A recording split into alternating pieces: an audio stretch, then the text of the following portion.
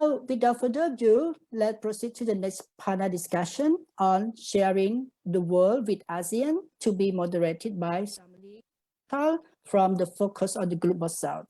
Shalmali is the Executive Director of Focus on the Global South. For over 25 years, her research and writing has concerned economic and social development in Asia, especially the Mekong region and India. So I would like to cede the floor to you, Shalmali.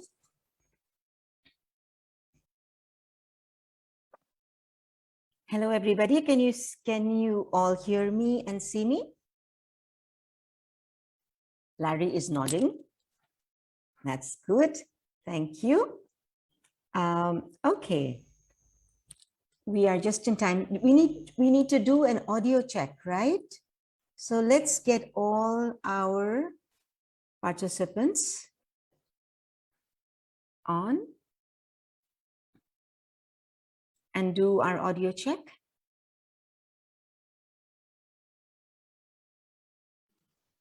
Hello.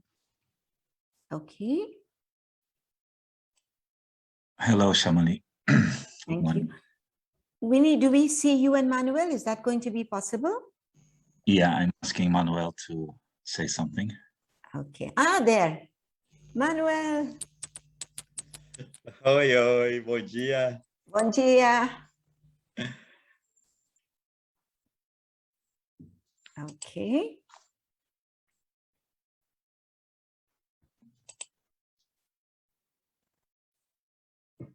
We can see Winnie also. Oh.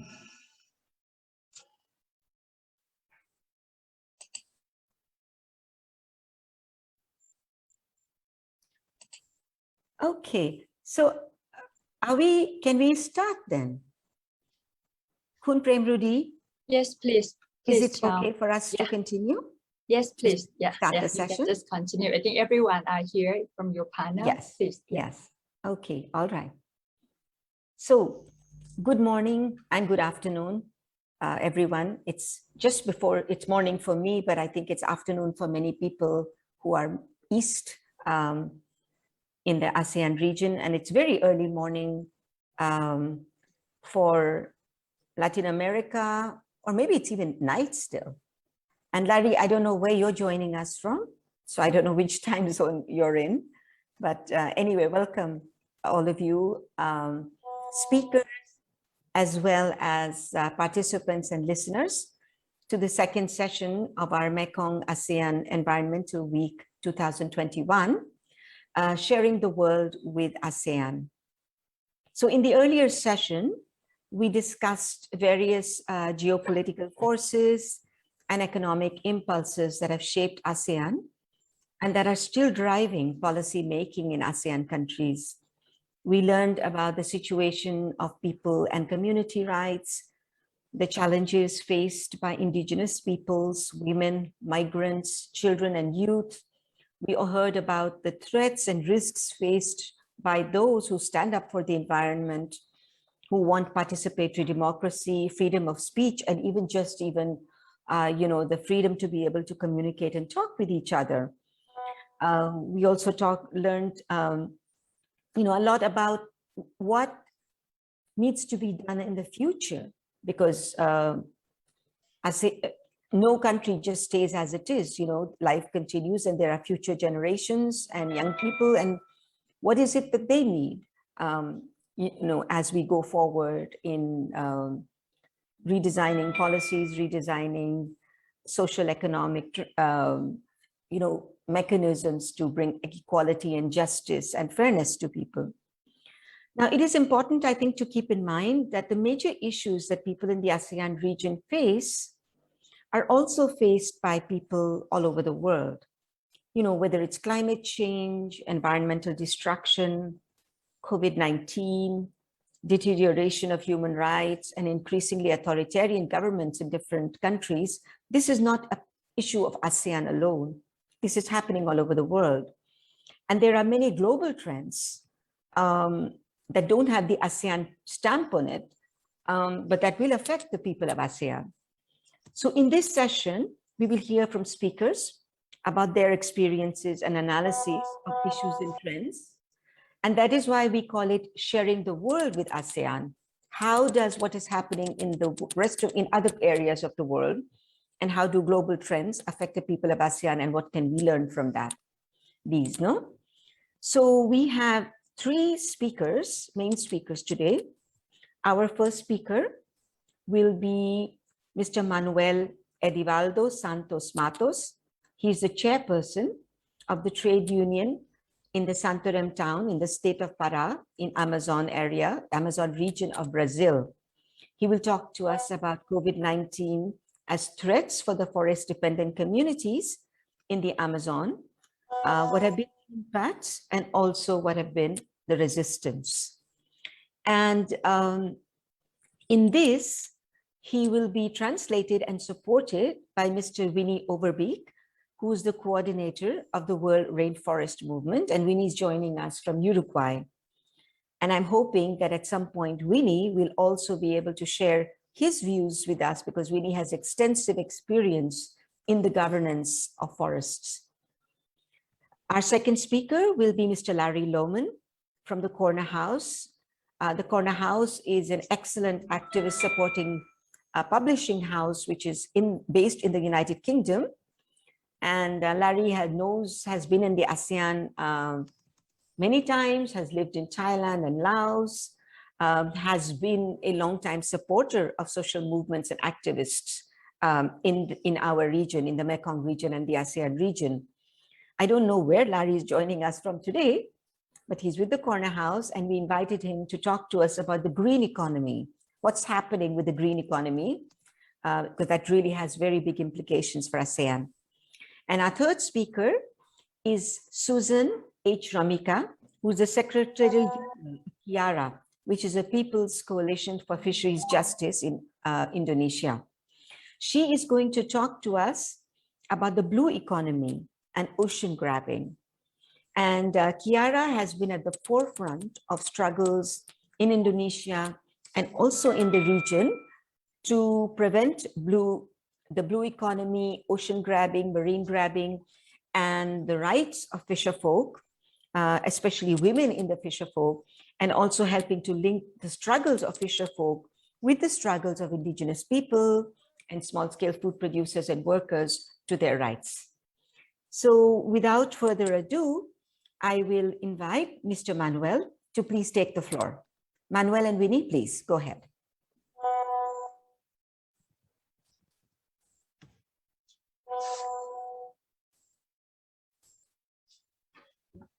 Ok, então mais uma vez bom dia.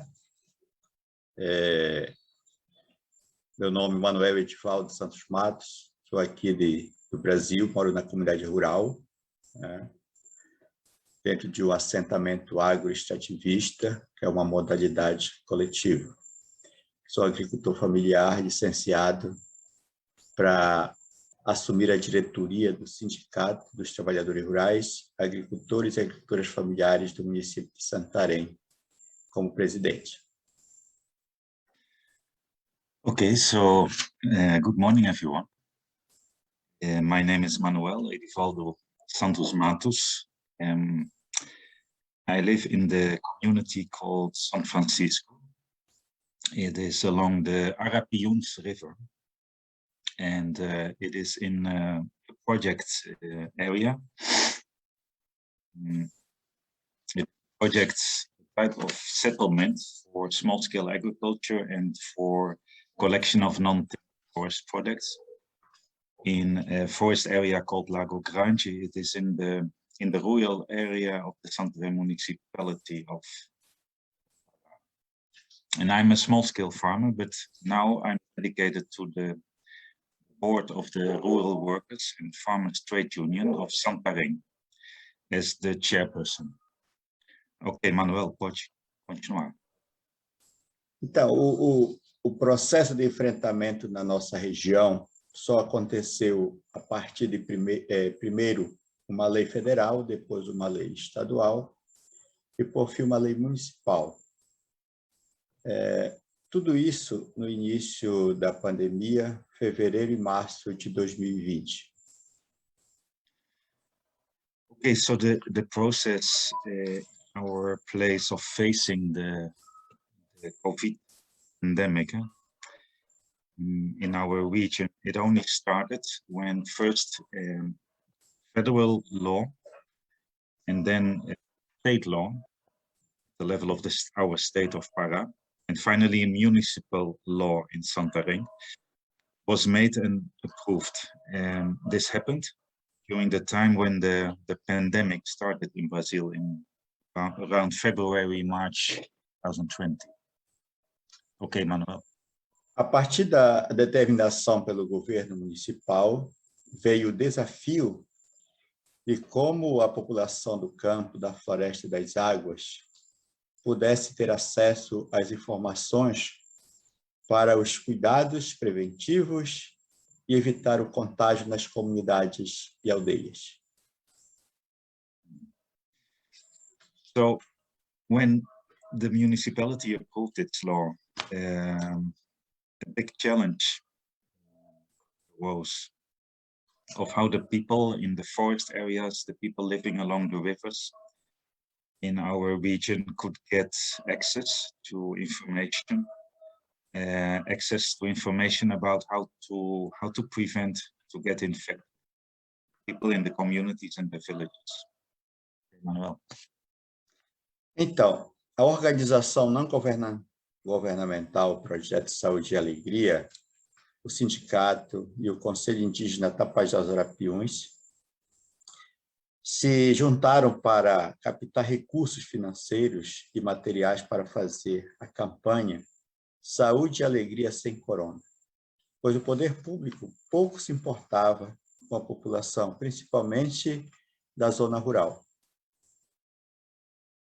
Okay, so at that time, the non-governmental organization called Project Health and Joy, together with our trade union and together with the Indigenous Council of the Tapajós Arapiuns region, we all joined hands to find financial support and to purchase materials and start a campaign that we called Health and Joy Without Corona, because the authorities did not really care about the population, especially in the rural areas.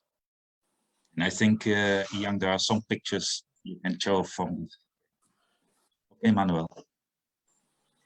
Aliás, o governo brasileiro, liderado por Jair Bolsonaro, sempre fez e faz campanha contrária, sugerindo um tratamento precoce com cloroquina e outros remédios sem comprovação de eficácia e sem priorizar a vacinação, o que tem contribuído para o grande número de mortes aqui no país. By the way, the Brazilian government, led by President Jair Bolsonaro, since the beginning, his government has campaigned against the attempts to prevent the spread of the coronavirus. What Bolsonaro did do was promoting the idea of an early treatment, he calls it, with chloroquine and other medicines without any scientific evidence of effectiveness against coronavirus. At the same time, he didn't give priority to what was really needed, the vaccination. And this has contributed to the big number of people dying of COVID in Brazil. Okay, Manuel.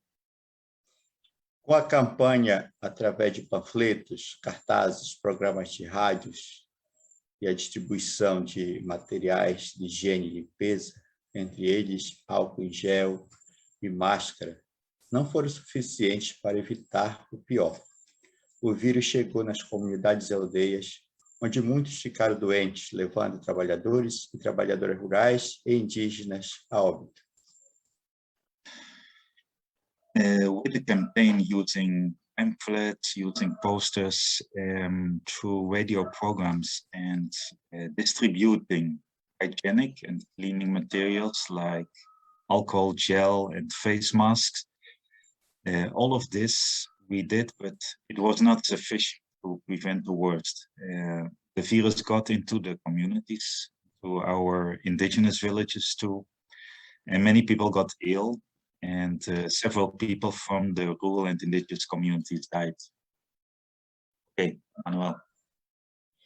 O Sistema Único de Saúde, o SUS, entra em colapso e Manaus, no estado do Amazonas, sempre foi o termômetro para Santarém.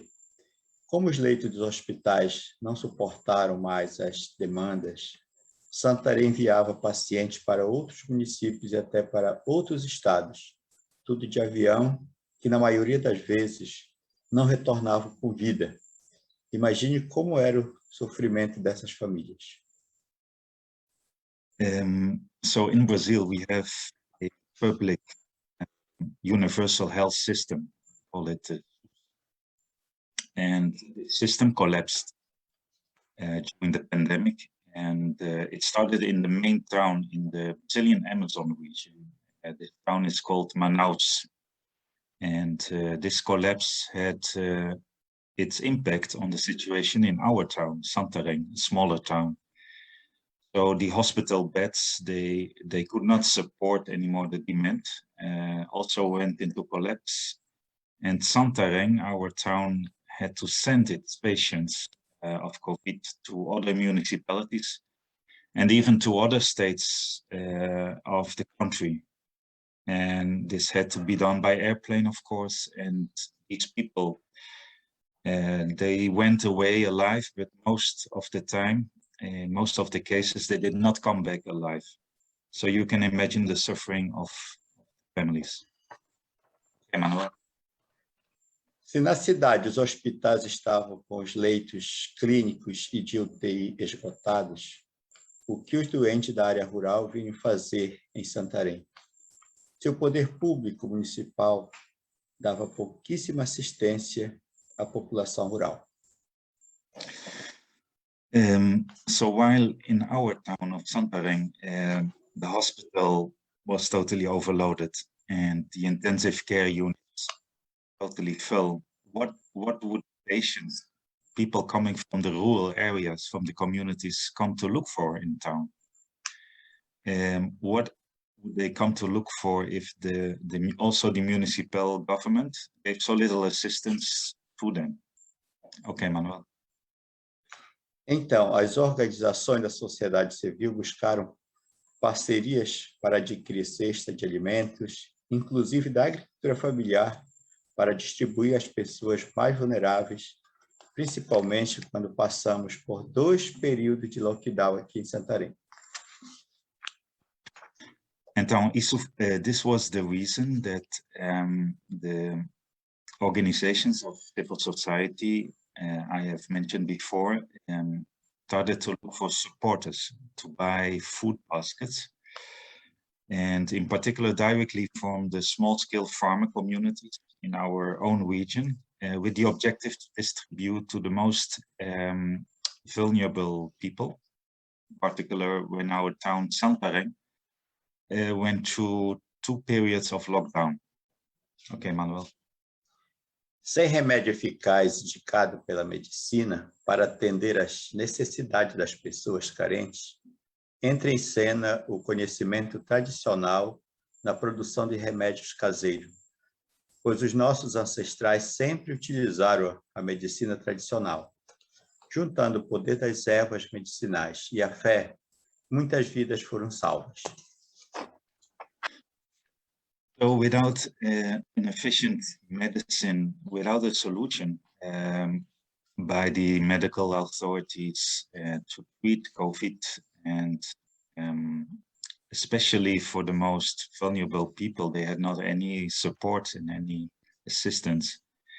The traditional knowledge of our ancestors that we have always been using and produced the traditional medicines has been very, very essential, and combining the power of the medical herbs and together with our faith, we could save a lot of lives.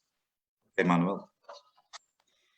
Enquanto paramos todas as nossas atividades nas comunidades, priorizando a vida, respeitando todas as medidas sanitárias, o governo passava a boiada, incentivando o desmatamento da Amazônia, com exploração e exportação de madeiras ilegais, garimpos em terras indígenas, o avanço do agronegócio liderado pela soja nas terras dos agricultores e agricultoras familiares, terras indígenas e terras quilombolas.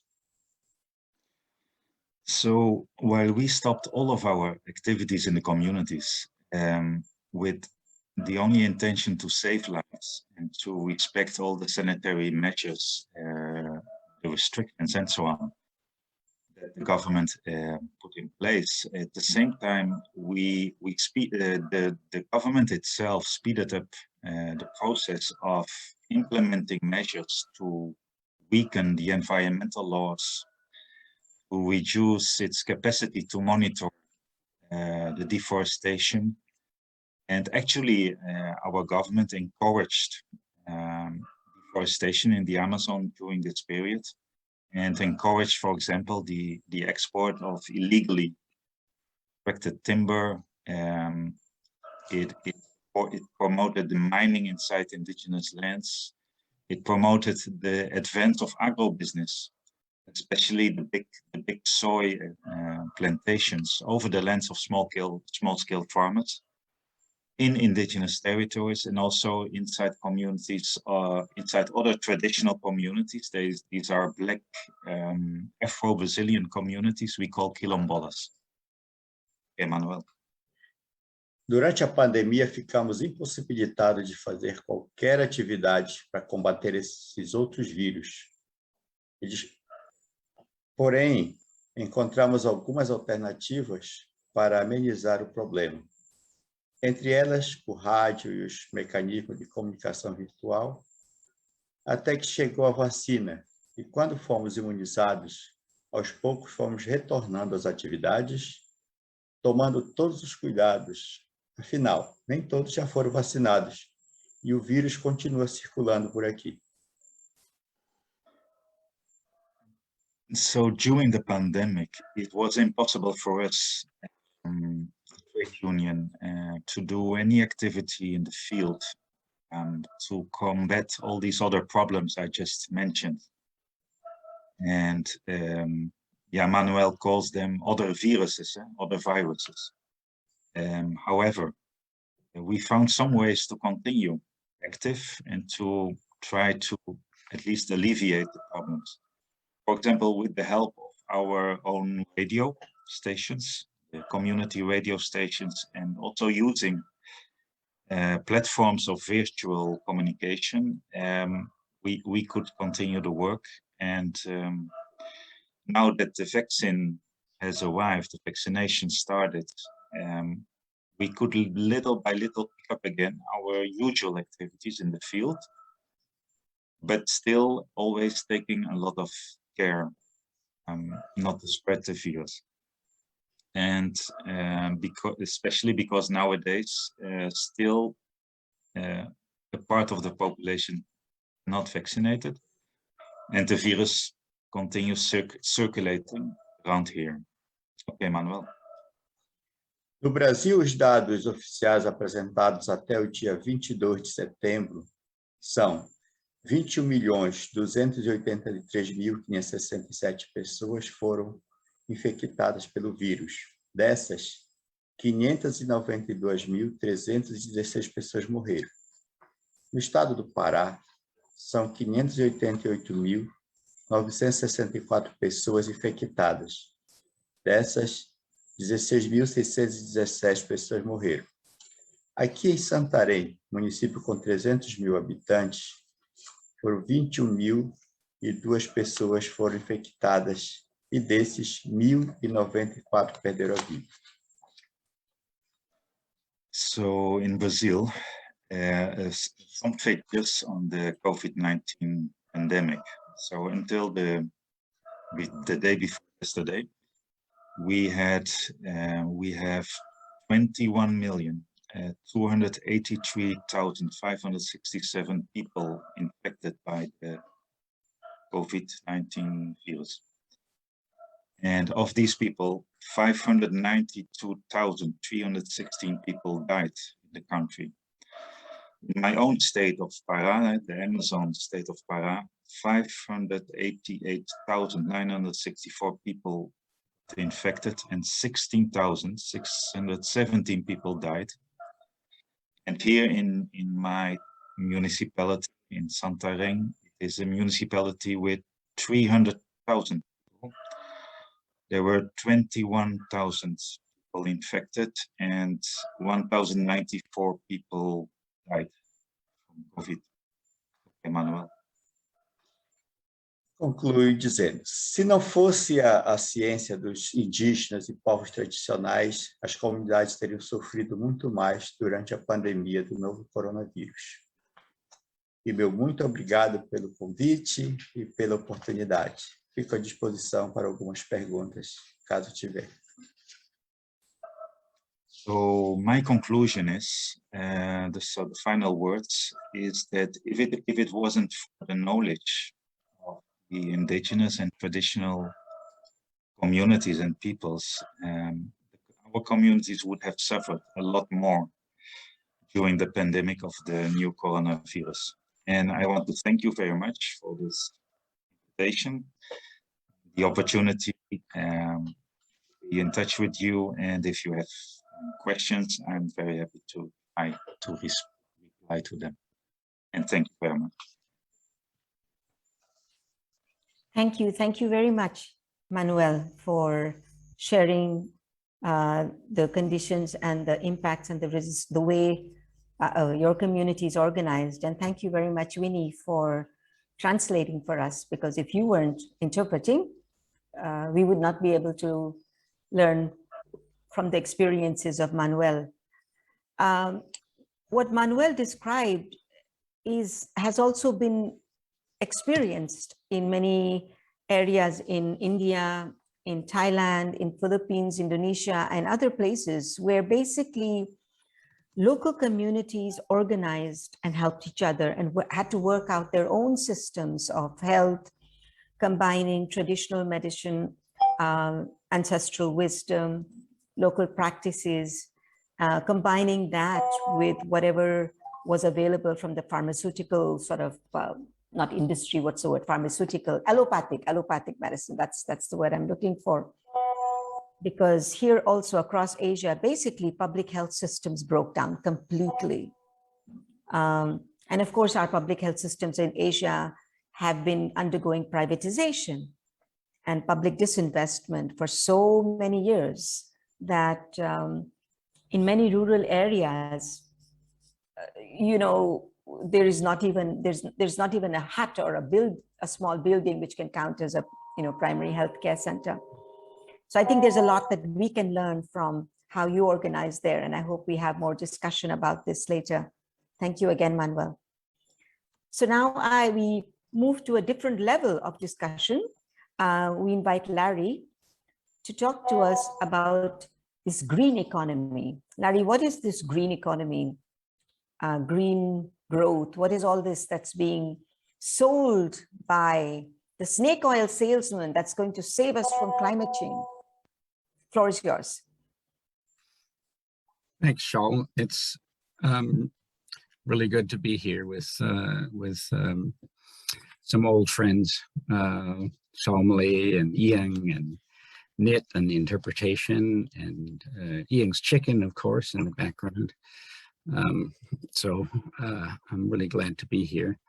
Shal, can I share my screen? Because I have some pictures.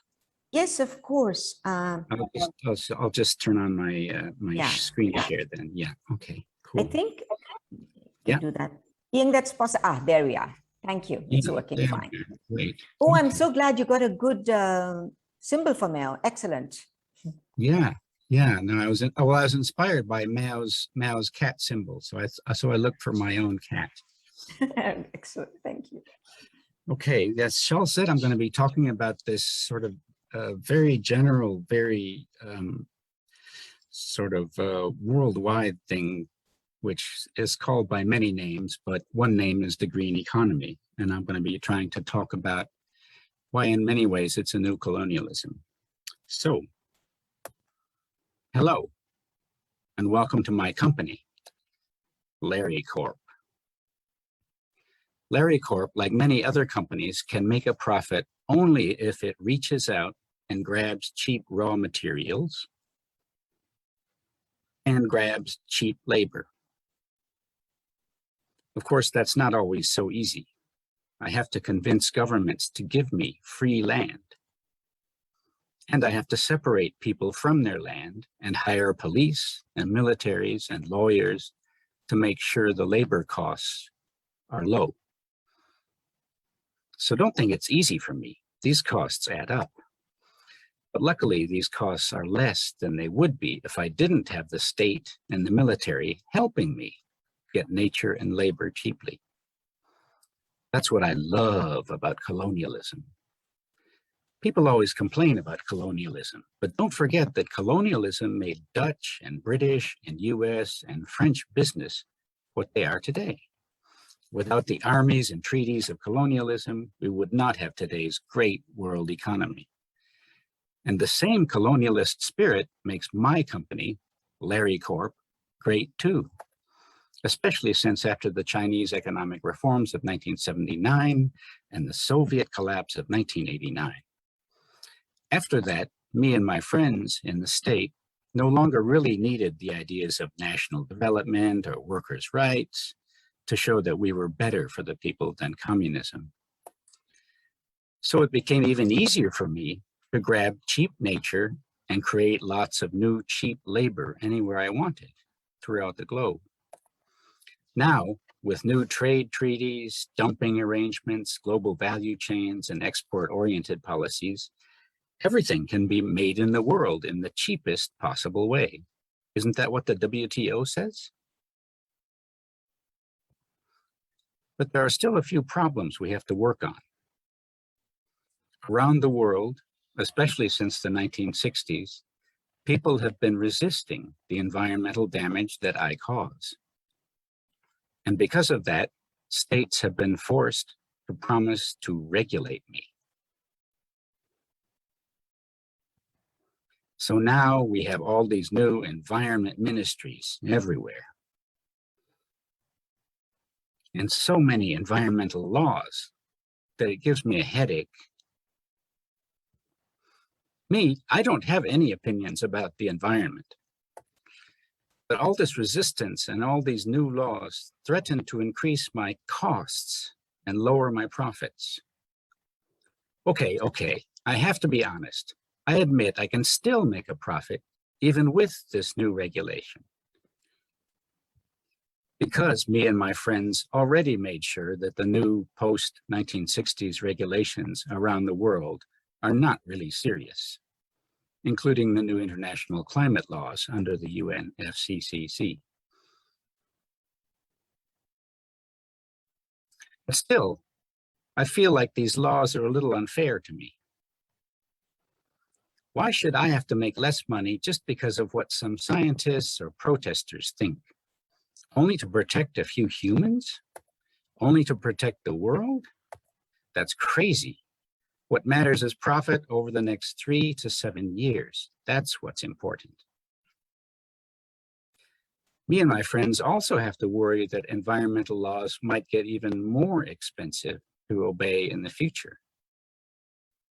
So, starting back in the 1970s and continuing to today, me and my friends in the state and universities and some Washington NGOs agreed it was time to take action against these laws. We couldn't get rid of environmental laws. We couldn't stop environmental protest. It was too late for that, but we had an idea.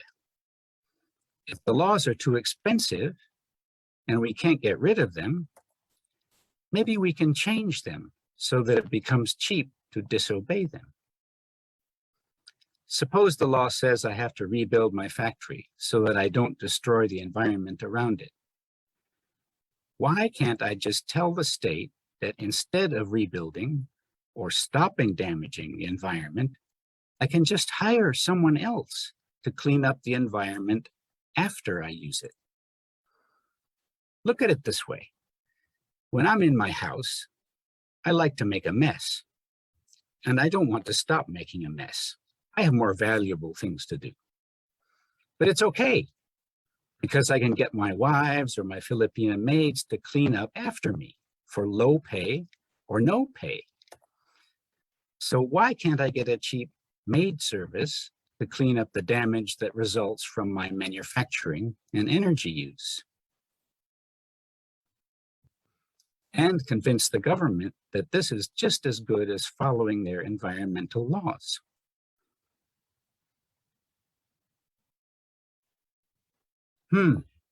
Maid service. That gives me an idea.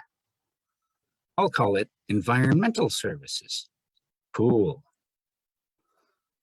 So now, instead of just grabbing cheap natural resources and cheap labor, I can also grab cheap environmental services to help clean up my mess. And of course, I can also grab the people who take care of those environmental services. I can have it all. So, for example, I can hire climate services. Carbon dioxide from my factories can be soaked up by forests, by land, by other aspects of nature, which are tended to by ordinary people. Or biodiversity services. If I'm destroying biodiversity in one place, I can find some biodiversity services in another place to compensate for that and make it okay.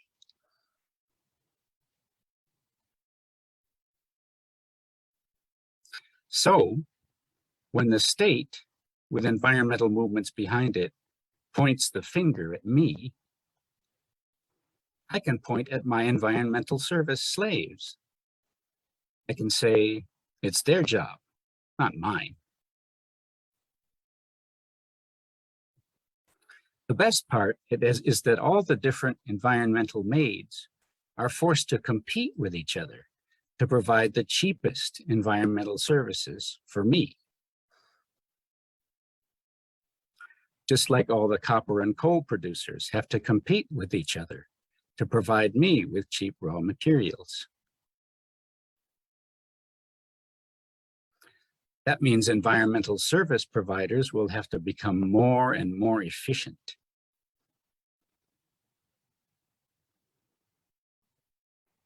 Wow. Suddenly, obeying the law is not so expensive for me anymore. I can be just as dirty as I was before and still legal, because now I have a green economy working for me. And with the extra money I save, I can grab even more cheap nature and even more cheap labor. Cool. In fact, in the ideal world, every tree could work for me twice.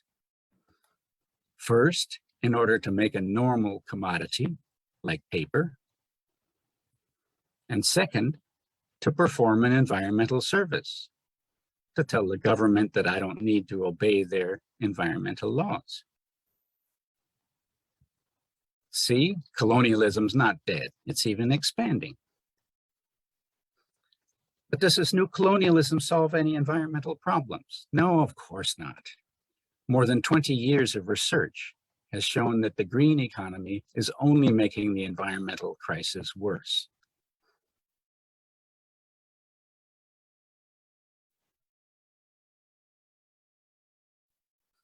You can't clean up CO2 by eliminating methane, CH4. You can't clean up the destruction of one species by throwing people out of the habitat of another species. You can't clean up the devastation of one forest by an unfulfillable promise to conserve another forest or set up an industrial plantation.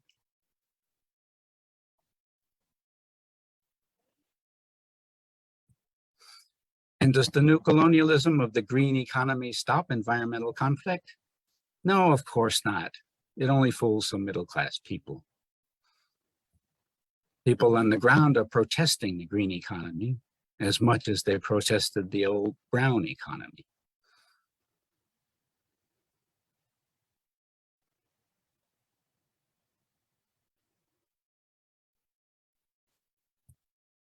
But who cares? Not me. Solving environmental problems is not the point of the green economy. The point of the green economy is to delay. That's why I like it. So welcome to my company, and welcome to the green economy. I hope you like it too.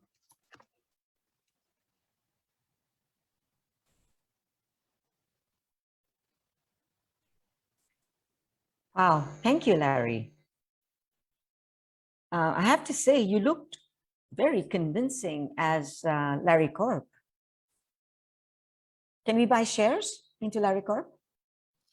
We'll be having a public offering very soon. I'll let you know if you give me your contact details. Okay, yeah, thank you. Well, Larry, before we move on to Susan,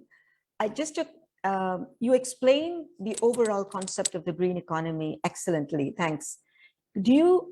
Can you point to a couple of examples that you know across Southeast Asia, just one or two?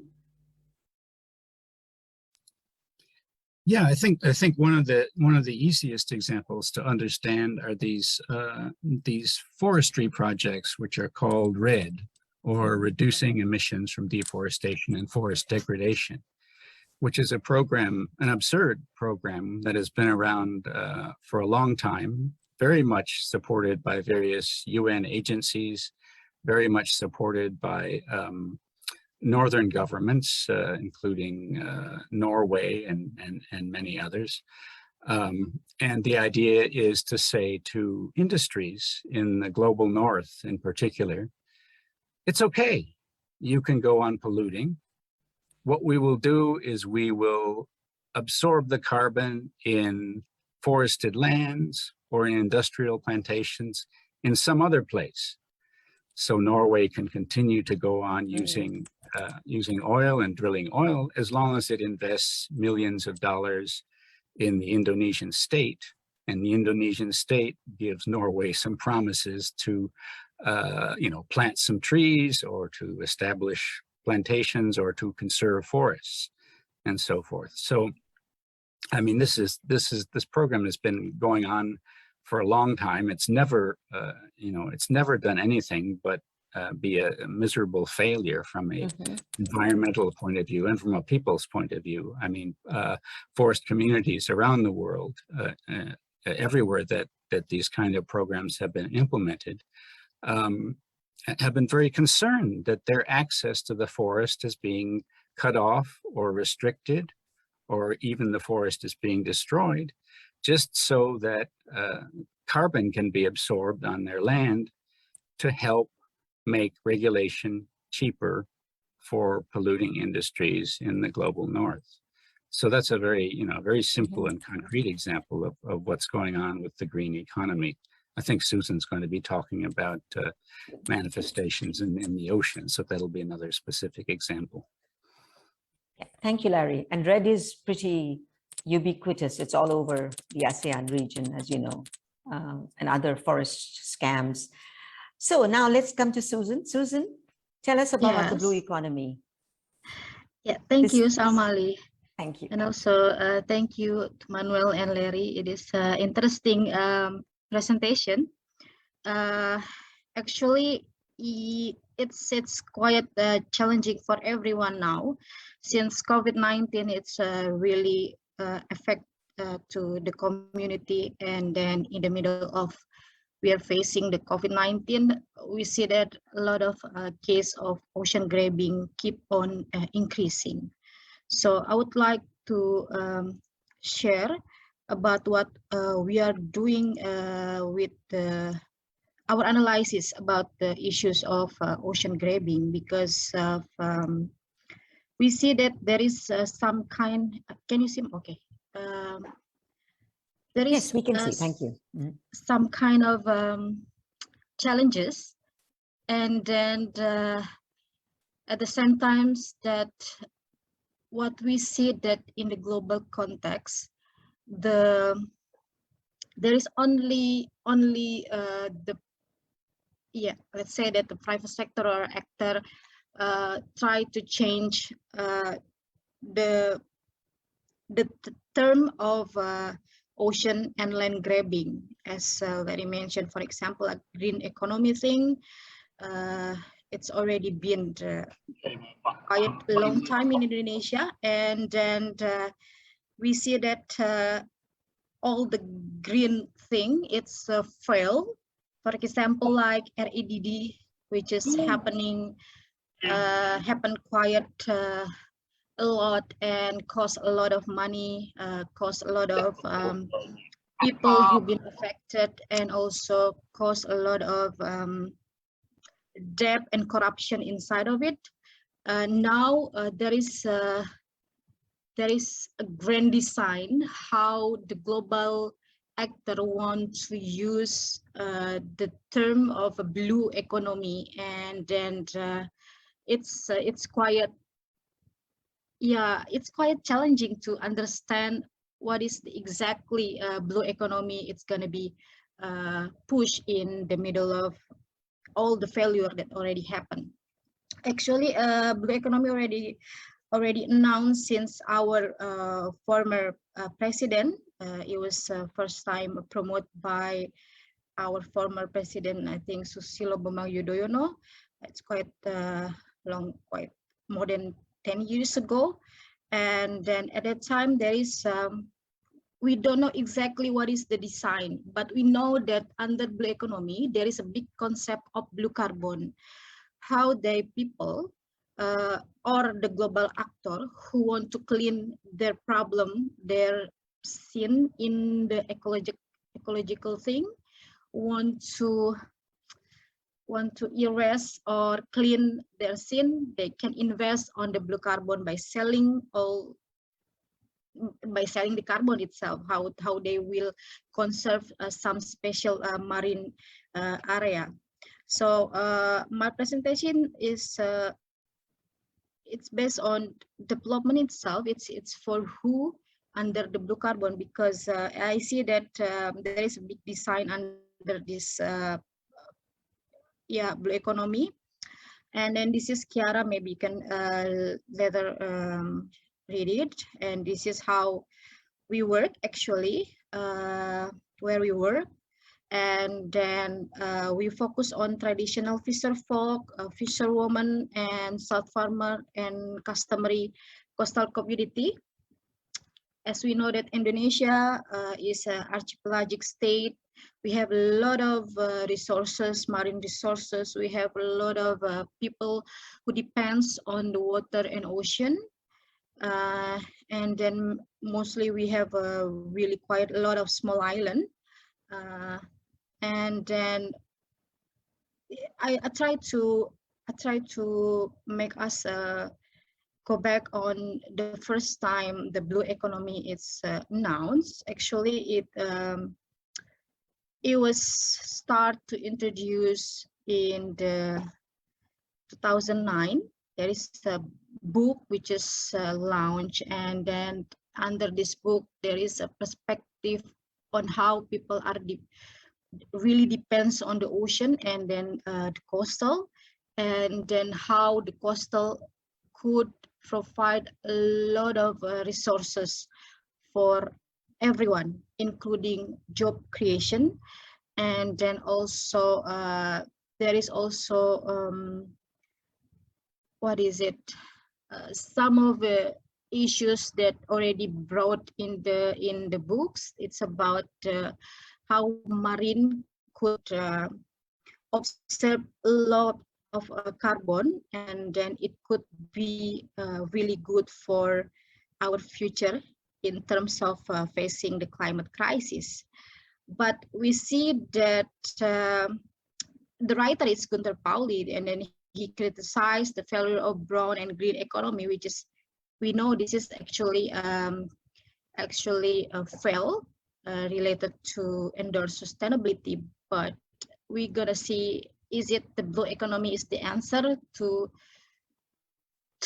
talk about sustainability, or it gonna be another failure in the future? related to the climate crisis and in terms of sustainability. So, well, this is a brief introduction how it's also brought in the global context, and then you can read it maybe later.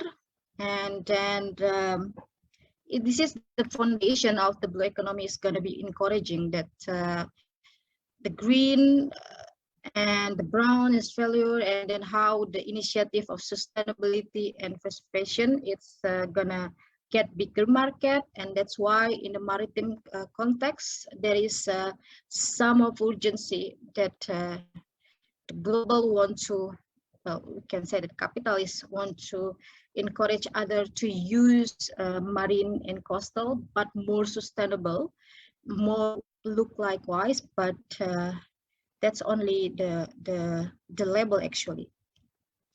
This is the concept.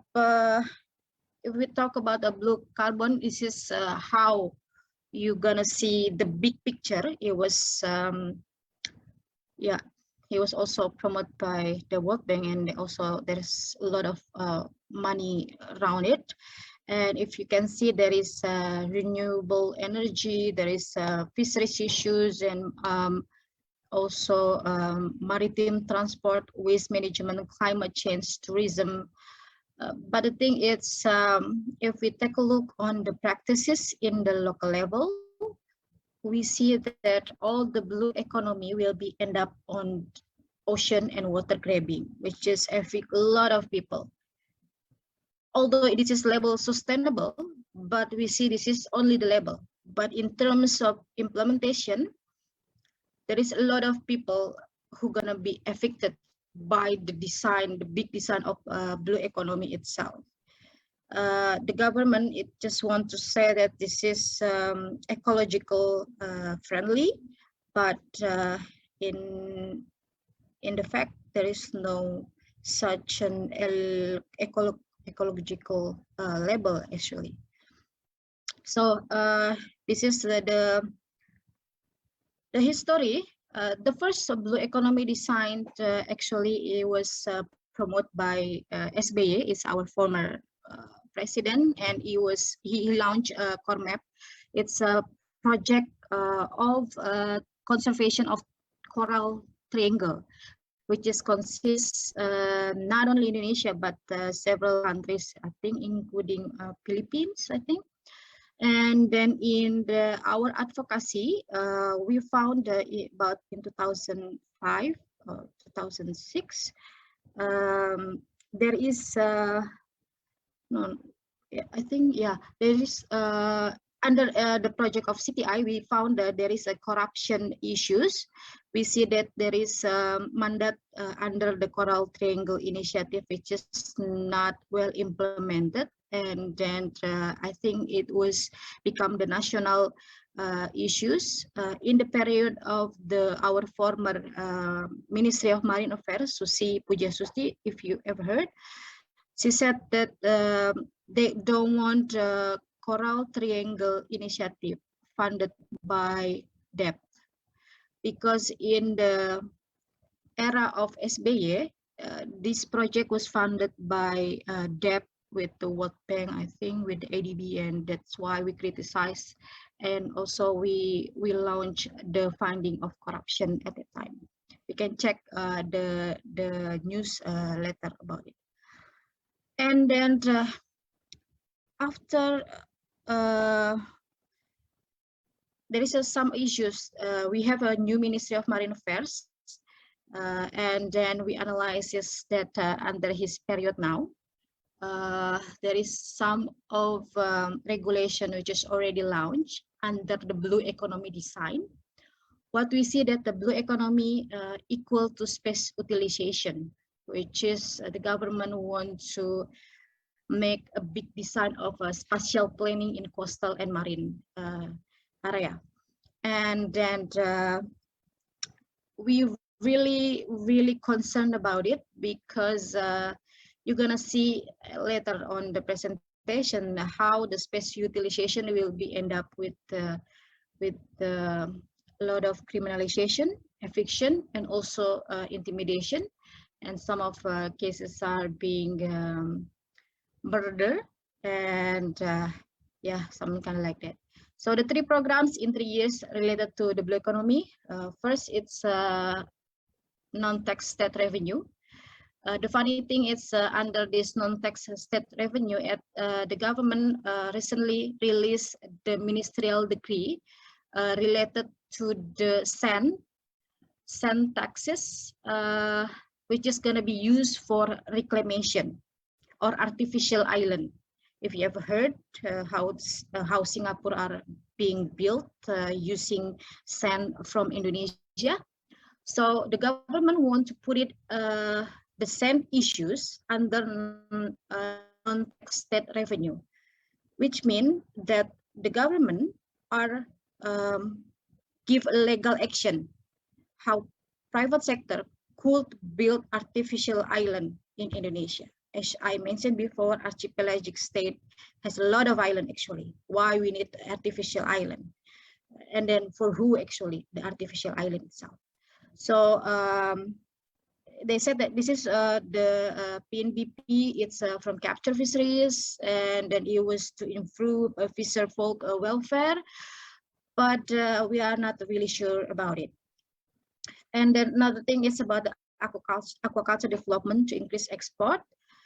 Actually, this is the sad part that we are faced now, because there is more than, I think, the target for this year is 200,000 hectares are going to be used as aquaculture development, and then it was specific for lobster and Panama shrimp, and it will cause into the agraria conflict in coastal and marine. People are going to face mangrove. They will cut mangrove, and then of course they're gonna evict people from their area, and they're gonna cut everything. And of course, under the aquaculture development, this is not used for traditional shrimp farmer. It will be used for the big infestation, for example, like charon pokpan and etc. So yeah, it's same actually the development of freshwater breakage and marine aquaculture. I don't know exactly aquaculture village based on local wisdom, as I know that our identity is fisher folk who go to the sea, not who do the shrimp farming in the land actually. In the context of using of local wisdom, we've been asking to the government whose local wisdom for the aquaculture business actually. And then as I mentioned, because in the blue economy, it end up with spatial utilization, and then under the blue economy, actually the government are encouraging the spatial planning in every province. This is what we see as injustice and the concept of ocean and water grabbing, which has been legalized by the government, because they are using spatial planning in coastal and small island. It was under law number 1, year 2014. So the concept of investment permit is actually continuation of previous concept about water grabbing. Actually, HP3, as you see in the presentation, is already cancelled by the Constitutional Court, but the House of Representatives revised the law, and then that's why the spatial planning in coastal and small island was launched in the new revision law. So investment permit concept, it's of course it's a concept of private sector, which means that if I have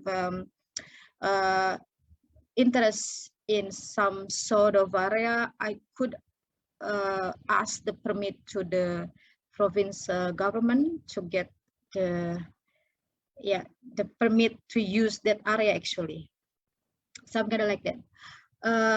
As you can see that this is how we the people, the community itself become powerless, because the power and the governance of marine and fisheries resources is left to multi-stakeholder.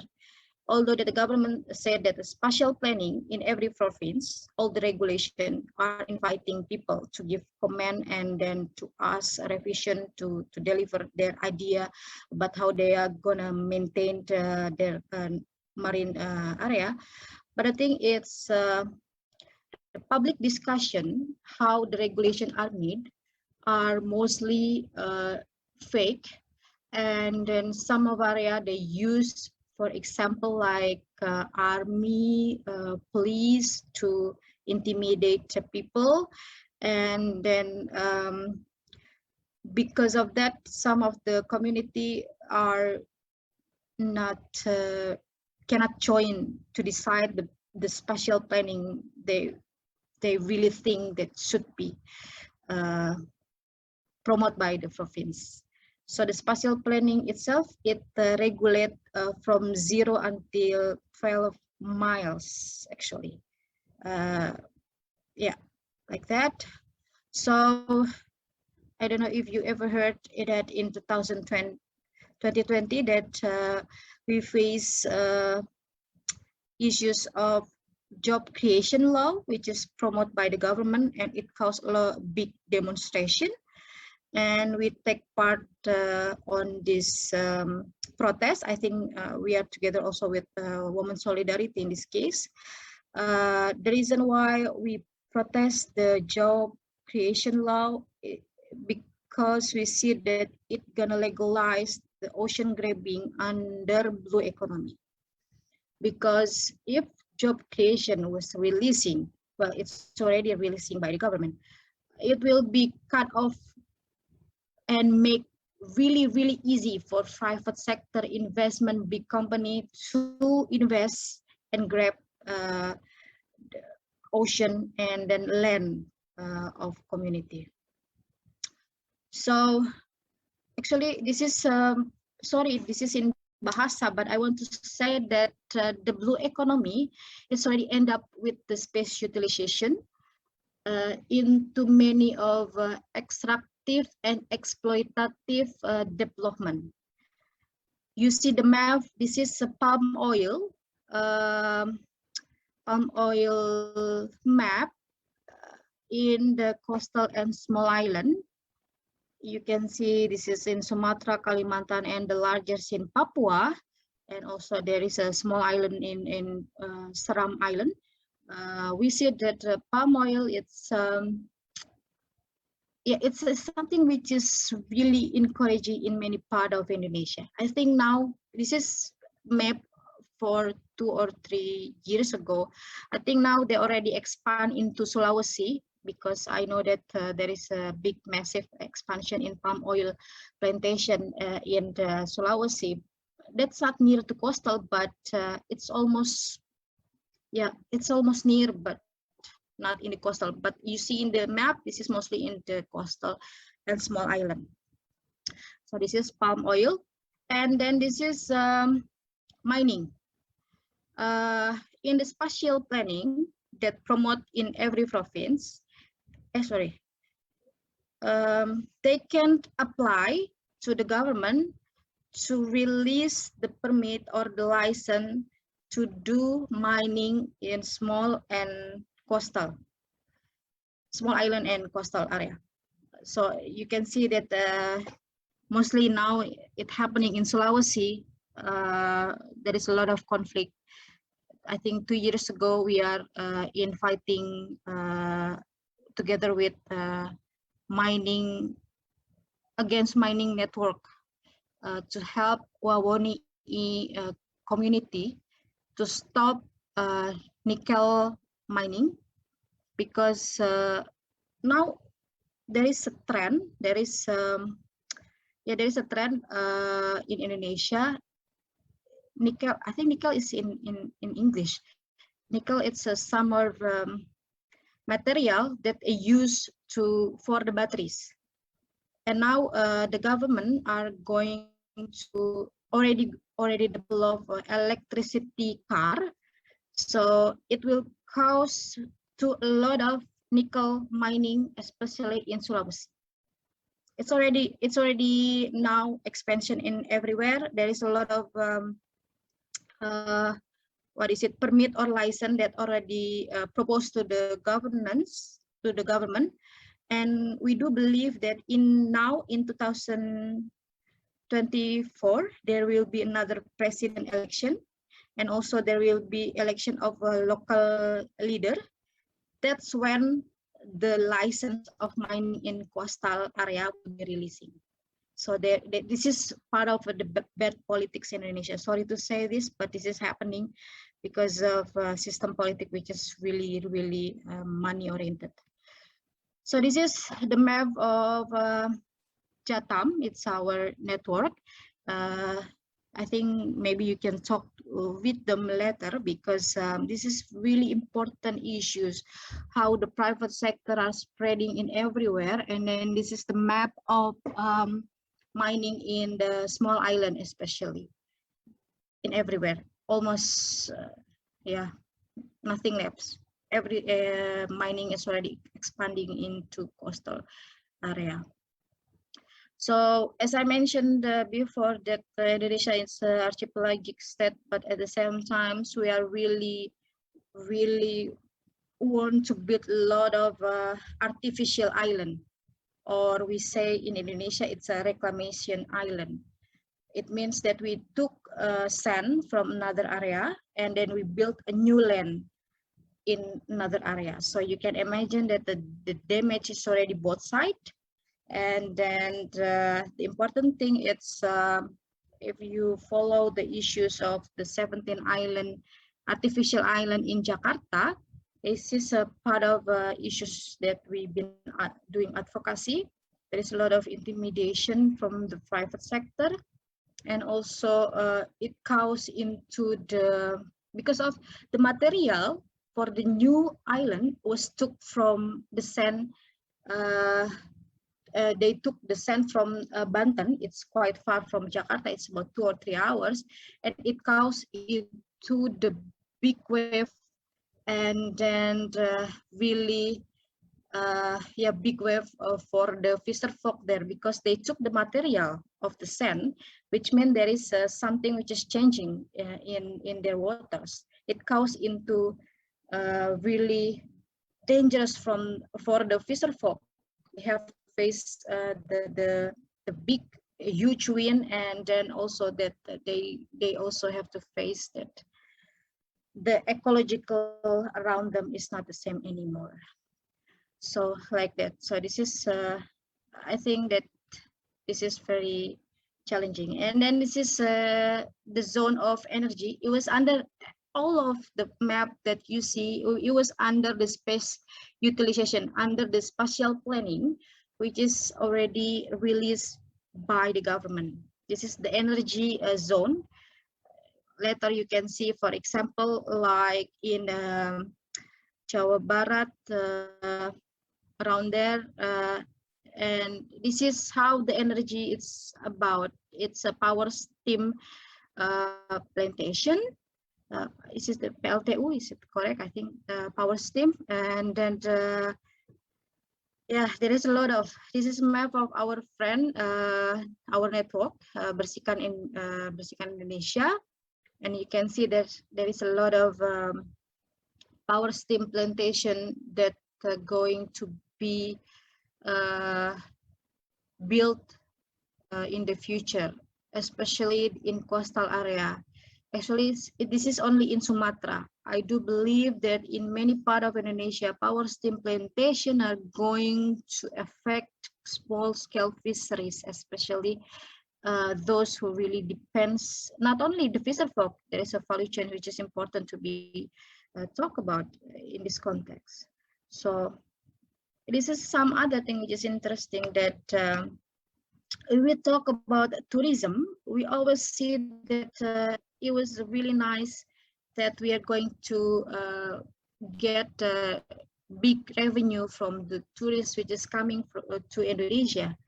But the problem is ecotourism. It's a part of new scheme, new pattern to do the ocean grabbing itself, because the ecotourism is which is encouraging under this project of the government name KSPN, Strategic Area of Tourism.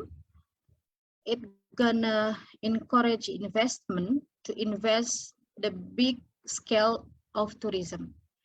If you heard that Indonesia are going to be the host of MotoGP, so I don't know if we are really proud that Valentino Rossi are going to race in our area, but believe it or not, that at that circuit, there is a lot of people are crying. We're crying because of the ocean and land grabbing that happening. If you don't mind, I can share the link of our investigation with national media, Tempo, about the Mandalika project. It was under the ecotourism project, because now Indonesia are really want to build another 10 new Bali. Yeah, yeah, another 10 new Bali in Indonesia. So tourism is really something really happening now. Although that the government always said that tourism it's not it's going to be sustainable, but who say that it's gonna be sustainable? Because they're gonna build the big hotel, they're gonna build big facilities. It's gonna took a lot of material from our Mother Earth. They're gonna cut a lot of tree. They're gonna cut a lot of mangrove and so on. So who said that this is sustainable? So this is, I think, the national news. It's about. Sorry, Susan, may I request you to wrap up soon, because we have. Yes. Yeah. Okay. This is, maybe you can check later. And then who is the investor? Of course, European countries, UK, Spain, Luxembourg, and of course China. Sorry. And then this is related to the, in terms of climate crisis, that Indonesia are not safe because of we're really vulnerable to tsunami. So something like that. So this is what we promote. It's about the constitutional right that the government should provide this. I think this has become the mandatory of the government should be doing. So if you talk about the blue economy, I think there's really far from what we concern as sustainable. What the government think it's only the economic growth without respecting the community, the Mother Earth, yeah, the ecological, which is already really special, binding, and holistic. So sea is our mother. If you destroy the sea, it means that you destroy your mother.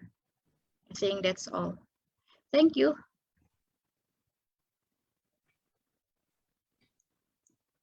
Okay, thank you very much.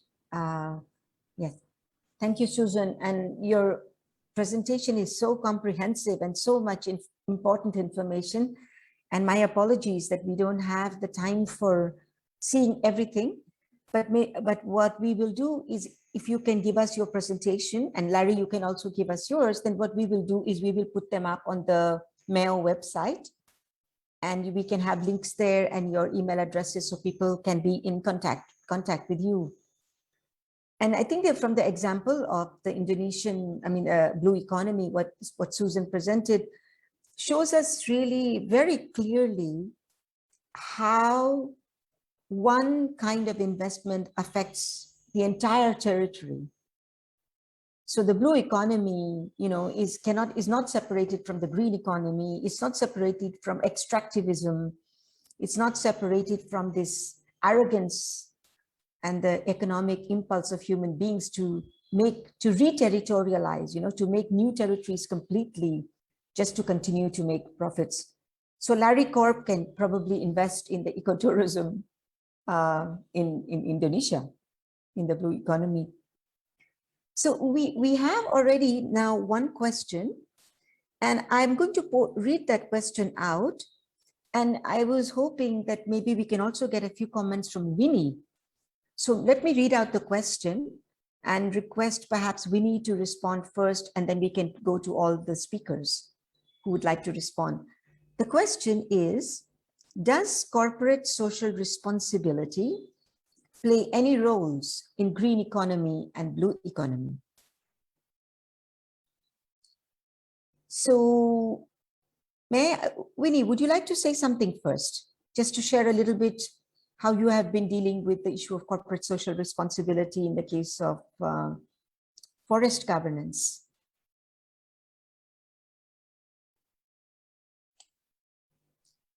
There's Winnie. Okay, thank you, Shalmali. Trying to get my mind functioning because it's pretty challenging in the middle of it. I think a little bit like Larry pointed out, from the perspective of the investors, I mean, prices is so huge in the forest areas. Susan knows in Indonesia, but the same we have in Brazil. That Manuel pointed out with the soy and the mining and the large-scale projects. And nowadays we have a new concept they are promoting. It's called nature-based solutions. Sounds actually wonderful. Solutions based on nature, but it means basically what Larry explained, that they want to continue to exploit, to make money, to profit from this, and at the same time give the impression that everything is going fine. We have our conservation projects. There is a huge project being discussed internationally to conserve 30% of the world forest, and including the marine areas where Susan was talking about. So this is talking about land grabbing and talking about water grabbing. A tremendous plan, and they want funding for that land coming from financial capital, coming from the big investors, and the guarantee that they want to promote is sort of voluntary way of doing things, giving the impression they are doing things, they are taking care of the communities, they are having social projects, corporate responsibility. They have, of course, certification, which is a mechanism has come up during the green economy. For example, for tree plantations, you have certification for mining, and it's all, I mean, giving a false impression of that everything is going fine. And it are mechanisms where communities normally do not participate in, but free well-paid consultants come into the areas together with the company to make reports that communities have no access to. They are normally written in the language that is not spoken in the area. And these reports, they are taken for given by the big investors, and also taken for given by the governments that everything is going fine. So I think the corporate responsibility is has proven to be, as World Rainforest Movement, we are talking about this for decades, that it is a fake.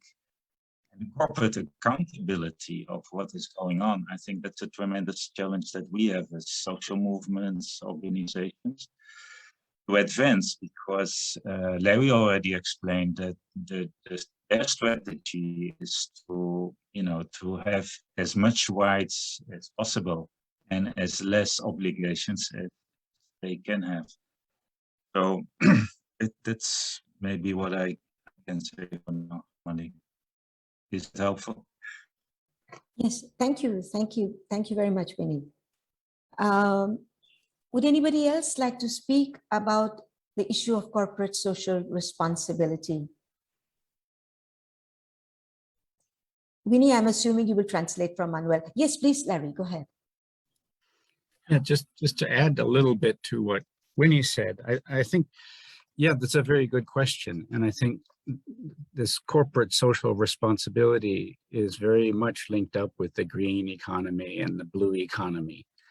I think it's important to notice that this is a very active strategy on the part of corporations and people in the government that are allied with corporations. Their idea is to say that, you know, we don't need, for example, we don't need an independent form of regulation. We don't need the state to come in to defend people's rights because we can privatize the law. We can privatize environmental regulation. We will regulate ourselves. That's corporate social responsibility. The responsibility is with the corporations to take care of society.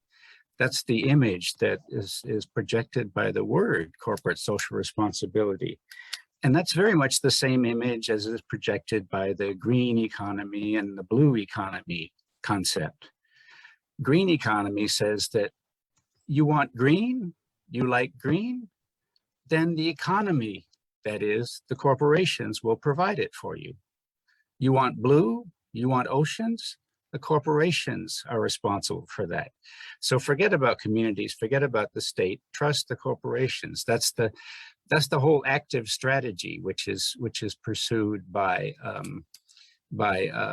corporations with this corporate social responsibility kind of phrase. And notice that that serves two purposes for them. First, it gives the idea that, you know, you can forget about communities, forget about the state. Corporations will take care of the world. That's the image.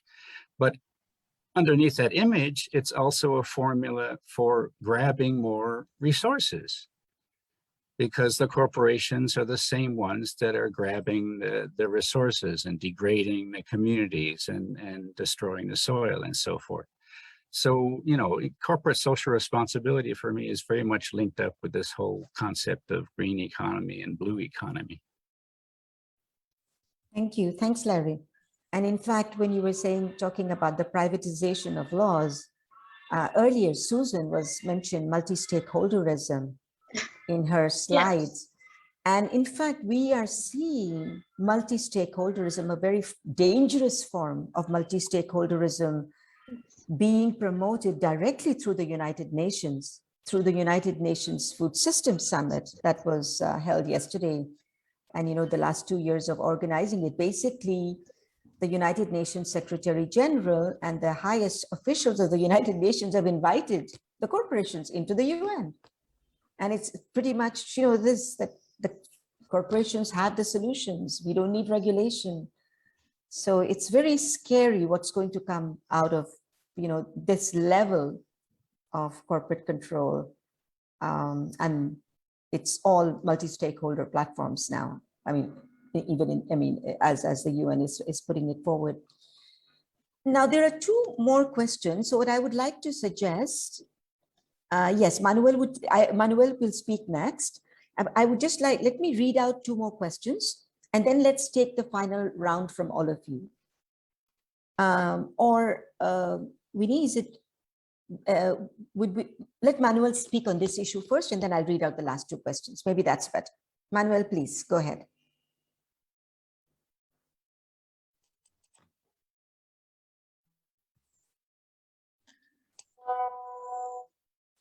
Então, ouvindo aí as falas e a interpretação do Vini, que está interpretando para mim, assim, um comentário que eu gostaria de fazer é em relação aos fatos que estão ocorrendo na Indonésia, principalmente, são muito parecidos com o que está ocorrendo aqui na América do Sul, especificamente aqui na Amazônia brasileira, que essas grandes empresas fazem os mesmos discursos com as promessas de melhoria de vida para a população, principalmente a população rural. Na prática, eles estão destruindo, destruindo inclusive as pessoas que estão na linha de frente nas lutas sociais, na defesa dos territórios. Então, assim como está prevista, estão fazendo a destruição do mar na Indonésia, aqui são nas florestas. Os povos da floresta estão sendo dizimados. Os povos indígenas estão sendo dizimados, principalmente no período da pandemia do coronavírus.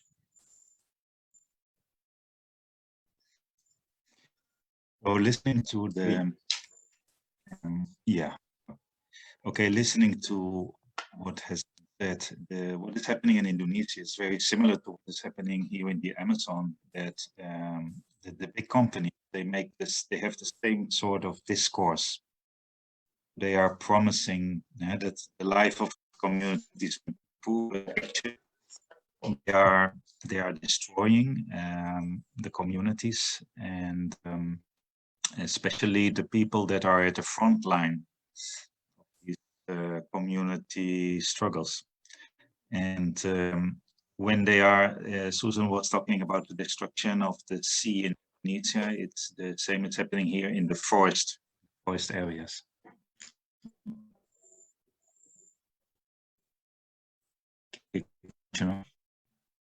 Manuel?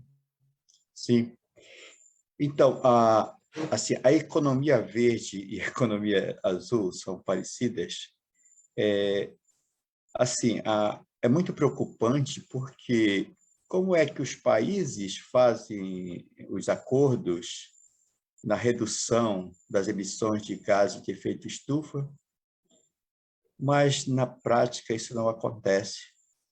E as mudanças climáticas aqui na nossa região, elas são visíveis. A gente percebe claramente todas essas mudanças.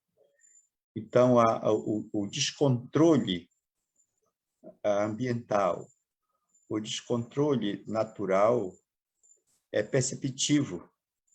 Principalmente esse ano, estão percebendo muita diferença. Mas, por outro lado, as empresas, o governo que é um governo militar, eles não se preocupam com essa população, eles se preocupam na destruição e no acúmulo de riquezas. Isso é muito preocupante, não só aqui no Brasil, mas para o nosso planeta. Então, assim, foi muito bom participar aqui desse evento e o que pude captar nas interpretações é isso que eu gostaria de falar nesse momento. Muito obrigado.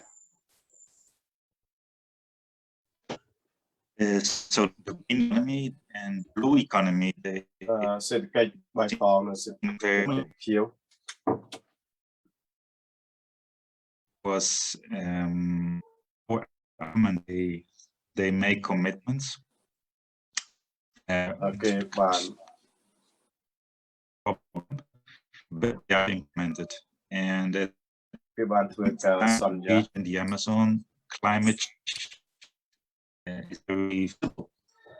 The lack of environmental control is happening at the same time. The government and the companies, they don't seem to care. Actually, we have a government, but it's actually military power, and they are not concerned about the destruction. They are only concerned about profit. And I want to thank again for this opportunity to be with you and to learn from what is happening in the other regions.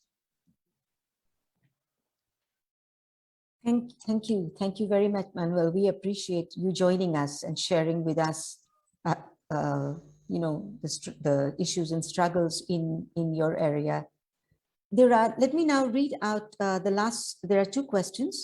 The first is, how are the people's movement in your country and in your working context resisting the corporations' false solutions for climate crisis and sustainable development? So again, the question is about how people's movement in your country and area are resisting corporate false solutions for climate crisis and sustainable development. And the second question is, what are the suggested solutions, alternative solutions for the environment and people? So second one is on suggested alternative solutions for environment and people. So what I'd like to do is maybe do one fast last round. We only have 3 minutes. So please, can you give short responses to these questions, or just comment on these if you would like to? Who do we start with? Susan, you go first. Very short, please. Yeah, how we face with these issues, actually, it's not that easy, but what we are doing actually to encourage community with the education and also to understand their constitutional right. Of course, we do engaging with the national network, and what the important thing is we are doing now the safety training now, because as you know that in Indonesia now there is really a massive intimidation with the community who protect their natural resources. So education is something which is important, and also to build the solidarity among the fisher folk, the peasant, and the labor, and so on, because we want to make this is not only the problem for the fisher folk, this is the problem of everyone who live in the Mother Earth. So solidarity itself is very important. Thank you. Thank you, Susan. Larry? On the question of what are alternatives, I would always be very careful with this question and ask a counter question. Alternatives for whom? Often when someone asks you, what are the alternatives? They are looking for alternatives for themselves. For example, when business asks, what are the alternatives? They're looking for things like the green economy. For them, the green economy is an alternative. For them, the blue economy is an alternative. So I think we always need to challenge the question before we try to answer it, and ask the counter question, alternatives for whom? Thank you. Thank you, Larry. That's something to think about for sure. So we have solidarity, public education, and a reflection on alternatives for whom, the political questions of alternatives and solutions. Manuel, you have the last word, please. Manuel, pode. Queria fazer alguns comentários. Ok. Então, assim, os movimentos sociais aqui estão resistindo a partir das alianças que são feitas com pessoas que conhecem, né, têm o entendimento de que essas falsas soluções não são fiáveis para a nossa realidade, para a nossa cultura. Então, a gente procura fazer de tudo para informar as comunidades, para não aceitar certo tipo de promessas que vêm de cima para baixo. E as sugestões para o meio ambiente, para as comunidades, elas são aquilo que nós sempre preservamos culturalmente aqui, os povos, protegendo a floresta, utilizando os recursos naturais, né, de forma sustentável. O nosso modo de vida como povo tradicional, né, que sempre viveu aqui na Amazônia, é o que nós defendemos, né? Uma agricultura familiar sustentável, diversificada e agroecológica.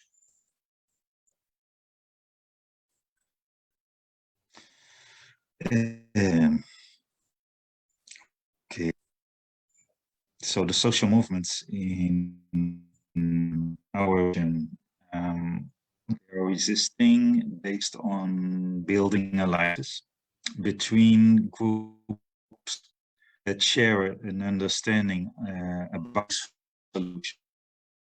And sharing understanding, these are what we need to struggle against. It's very important, the alliance building and the sort of political education to understand what what are these proposals actually about? And the other point is about the alternatives. Well, what we are defending is the ways that we have always been living in the forest and have been using the forest in a way that conserves the forest. So that is basically, when we talk about alternative, what we defend. Our proposal. Okay. Well, thank you very much. And I'm sorry, we will not be able to continue this discussion. Jerry is already on screen to remind us of the time, because the next session will have to start soon. So I thank you all very much. I thank all the speakers very much for giving us your time at odd times and sharing your wisdom and experience with us. And as we all say, the struggle continues, and we hope to keep working together, and we will continue to keep working together. And good luck and good health, and the struggle continues. Thank you. Thank you very much, Shalmali, for your initiative moderation. So, and a big applause to all speakers of this session. And now we're coming to lunchtime. We're going to have 1 hour lunch break, and we will have more interesting session in the afternoon. So if you miss it, you will never find anywhere else besides Mail 2021. So let's have 1 hour lunch break, and we will resume back at 2 p.m. sharp Bangkok, Thailand times. So enjoy your lunch. Thank you, Jerry. Thank If you. I knew, maybe we could have continued half hour.